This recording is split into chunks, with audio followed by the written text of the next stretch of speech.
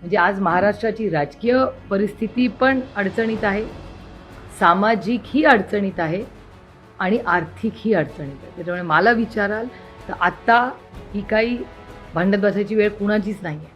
महाराष्ट्राच्या हितासाठी काही निर्णय हे सगळ्यांनी मिळून महाराष्ट्राच्या हितासाठी म्हणजे इकॉनॉमिक पॉलिसीसाठी माझी विनंती आहे महाराष्ट्राच्या माननीय मुख्यमंत्र्यांना की आता अजित रानडे आउटस्टँडिंग इकॉनॉमिस्ट आहे. मनमोहन सिंग साहेब त्यांचा मार्गदर्शन घ्यायचे, स्वतः एवढे हुशार असले तरी त्यांनी बोर्ड केलं होतं की नाही जरा कळलं पाहिजे ना फील्डवर काय चाललं.